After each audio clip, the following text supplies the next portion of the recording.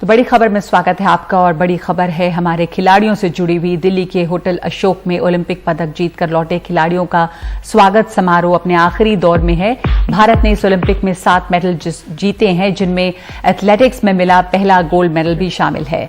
नीरज चोपड़ा ने 87 मीटर से ज्यादा दूर तक भाला फेंक कर ये मेडल हासिल किया है। इसके अलावा 4 दशक बाद हॉकी टीम को मेडल मिला है। महिला हॉकी भी सेमीफाइनल तक गई। मीराबाई चानू, लवलीना बोरगोहेन, बजरंग पुनिया और पीवी सिंधु जैसे खिलाड़ियों के नाम हम अगले कई दिनों तक बल्कि सालों तक दोहराते रहेंगे। इन सब ने मेडल जीता है और आज इस टीम का जमकर स्वागत हुआ है। एक चीज आपको एक नया नाम दे देता हूं मैं, वो नाम है लव डॉक्टर। आपने बड़े हाथ जोड़ दिए ना, जो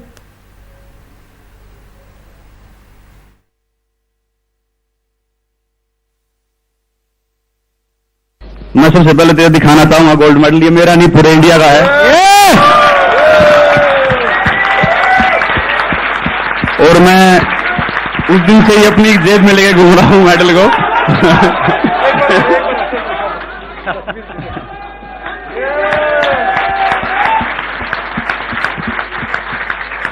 मैं सही बताऊं तो उस दिन से सही तरह से सो नहीं पाए हैं, खा नहीं पाए हैं, लेकिन जब भी मैं एकदम इसको निकाल के देख लेता हूं ऐसा लगता है कि यार सब ठीक है, कोई दिक्कत नहीं। और मैं ये बताना चाहूंगा कि मेहनत तो अच्छी हुई थी, लेकिन कहीं ना कहीं ये था मन में कि यार बहुत तगड़े कॉम्पिटिटर हमारे, और मेरी वर्ल्ड रैंकिंग 4th चल रही थी और कंपटीशन बहुत जबरदस्त था वहां पे। लेकिन क्वालिफिकेशन राउंड में जैसी थ्रो लगी और उसके बाद मुझे लगा कि नहीं, ये मेरा लाइफ का सबसे जो तगड़ा मौका है ओलंपिक्स, और ये मैं नहीं छोड़ूंगा। और मुझे लगता है कि अपोनेंट को देख के और कॉम्पिटिटर को देख के कभी भी घबराना नहीं चाहिए। और ये मैंने एक्सपीरियंस किया है मेरे पहले ओलंपिक में, क्योंकि इतना अच्छा कंपटीशन होने के बावजूद भी और इतने अच्छे एथलीट होने के बावजूद भी हमने गोल्ड जीता है। तो मुझे लगता है कि बस अपना 100% दो और किसी से घबराओ मत। एक चीज बताएं, वो जो आपने दूसरा थ्रो फेंका है और उसके बाद जो सेलिब्रेशन करी है, पता था आपको ये बेस्ट गया है थ्रो? बिल्कुल जी, वो जो शरीर का एफर्ट लगता है तो पता लग जाता है कि हाँ ये थ्रो कुछ अलग है। और मुझे लगा था कि मेरा पर्सनल बेस्ट थ्रो है, लेकिन वो थोड़ा उससे कम था और बस वो फील हो जाता है। और फिर उसके बाद जो अगले दिन सुबह फील हुआ कमर में, शोल्डर में, एल्बो में, तो पर वही है कि अपने पास मेडल है तो ऐसा लगता है कि कोई बात नहीं, चाहे इंजरी हो जाती तो उसको भी देख लेते। अच्छा, आखिरी में आपके जो लंबे बाल थे, that main was very famous. यहाँ आते आते मेरे को 2-3 शैम्पू वालों के फोन आ गए हैं, जेल वालों के फोन आ गए हैं कि नीरज के वो लंबे होंगे। Everyone wants you as a brand ambassador. जी, मुझे लगता है कि मैं शुरू से ही 9-10 साल से लंबे बाल रख रहा था और अभी वो तंग करने लगे थे। मैं 2-3 कंपटीशन खेल रहा हूं, उसमें वो पसीना आ रहा था, आंखों पे गिर रहे थे और मैंने वो सिर पे वो क्या पट्टा ही बांध के देख लिया, टोपी भी डाल के देख ली, वो सब गिर जाता था लाइन से आगे। तो मैंने सोचा कि यार ओलंपिक है, ऐसा कोई स्टाइल बाद में हो जाएगा, गेम पहले है।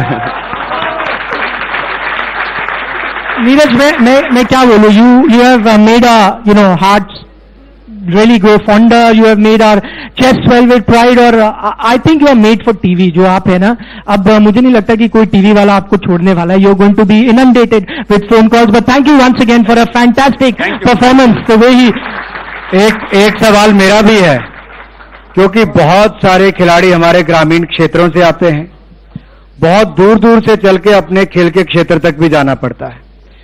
तो आप में से कोई भी इसका उत्तर दे सकता है, क्या क्या मुश्किलें आई और कैसे यहां तक पहुंचने का सफर पूरा हुआ? जी बिल्कुल, मुझे लगता है कि ये प्रॉब्लम सभी जितने भी खिलाड़ी यहाँ पे बैठे हैं लगभग सभी मिडिल क्लास फैमिली से हैं और सभी को ये प्रॉब्लम आती है। लेकिन मैं बोलता हूँ कि उनकी फैमिली का सबसे बड़ा हाथ होता है कि वो पैसे से चाहे उनको सपोर्ट नहीं कर सकते, लेकिन वो जब ये बोलते हैं ना कि तुम बस खेलो, कोई बात नहीं, रिजल्ट देखा जाएगा, तो वो बहुत जरूरी होता है। और मुझे लगता है कि वो जो एक स्ट्रगल होता है और वो जो कमी होती है पैसों की भी या स्टेडियम की, वो कहीं ना कहीं एक एथलीट में आग पैदा करती है कि हाँ हमारे पास इस चीज की कमी है और हमें मेहनत करके इसको पूरा करना है। ये चोटें लगी या होली खेल के?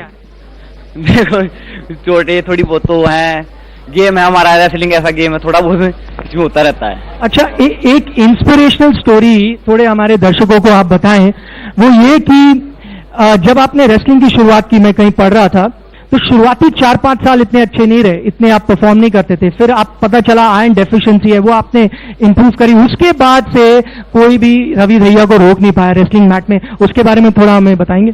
देखो जी, स्टार्टिंग हमारी होती है ना तो बहुत ग्राउंड लेवल पे होती है, तो गांव में शुरू की, बिल्कुल गांव से थी, और उसमें मतलब बहुत मिट्टी से थी। उसके बाद हम दिल्ली आ गए स्टेडियम में, तो देखा अपने सामने, बड़े बड़े चैंपियनों को अपने सामने देखा। बिल्कुल 2008 में जब मैं आया था शुरुआत में, तो सुशील कुमार का मेडल आया था, 2012 में योगेश्वर दत्त और सुशील दोनों का आया, तो उनका मेडल था मेरे सामने, तो मैं भी देखता था कि इनका इतना सम्मान मिलता है, तो बहुत खुशी होती थी देख के, भाई मेरे को भी ऐसा करना, अगर मैं ऐसा करता हूँ तो देखो कितना सम्मान मिलेगा। इनको देख देख के मैं आगे बढ़ा और मैं आज यहाँ खड़ा हूँ। आप सबको बहुत बहुत धन्यवाद देना चाहता हूँ कि आप मेरे साथ जुड़े, बहुत बहुत धन्यवाद सबका। और इसके बाद अब कुछ दूसरी खबरें। आज दिन भर क्या हुआ राजनीति में। संसद में सरकार ने राज्यसभा में पेगासस सॉफ्टवेयर की खरीद से जुड़े सवाल का जवाब दिया। विपक्ष के सांसद वी शिवदासन ने सवाल किया था कि एनएसओ ग्रुप ऑफ टेक्नोलॉजीज के साथ क्या सरकार का कोई ट्रांजैक्शन या कोई लेन देन हुआ, जिसका जवाब देते हुए रक्षा राज्य मंत्री अजय भट्ट ने कहा कि रक्षा मंत्रालय का एनएसओ ग्रुप ऑफ टेक्नोलॉजीज के साथ कोई ट्रांजैक्शन नहीं हुआ है।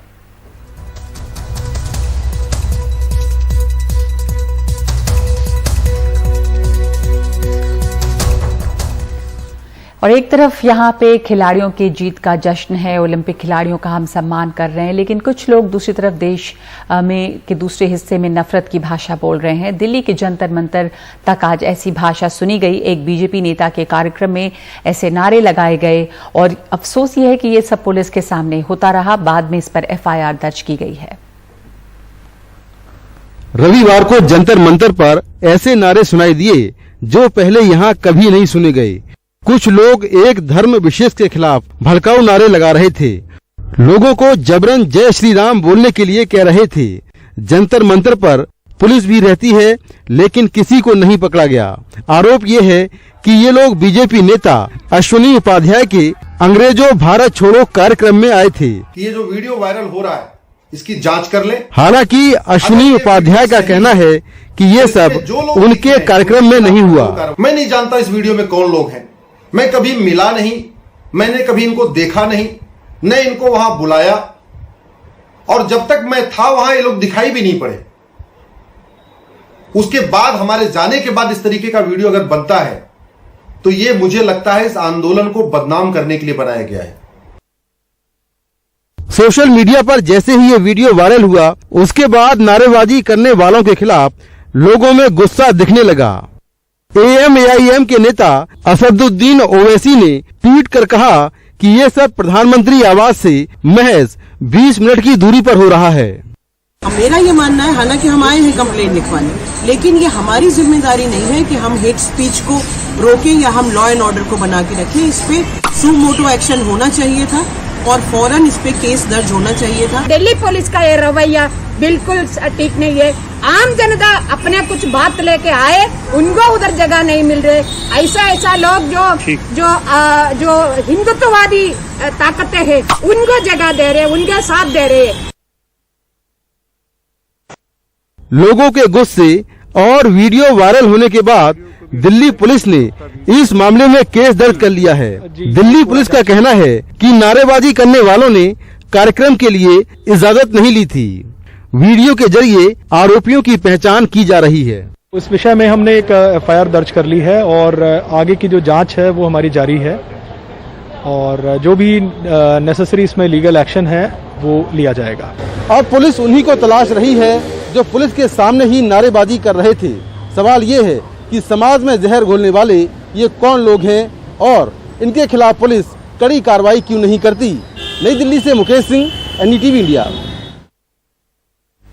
और बड़ी खबर में एक ब्रेक, उसके बाद कई राज्यों में हाल बदहाल है बाढ़ से।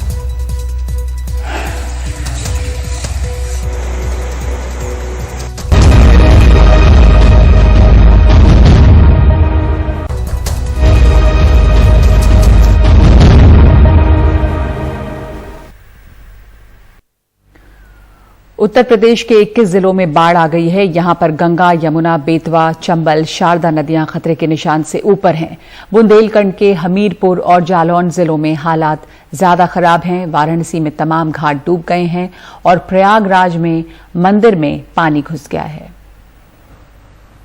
आप लोग डेंजर जोन में मत आए। नागवासु मंदिर के करीबी सीढ़ियों के पास स्नान कर लें। नदियों का जल स्तर खतरे से ऊपर है और हर घंटे बड़ी तेजी रफ्तार से नदियों का जल स्तर बढ़ रहा है। एसडीआरएफ प्रयागराज आपको चेतावनी देती है और सचेत करती है।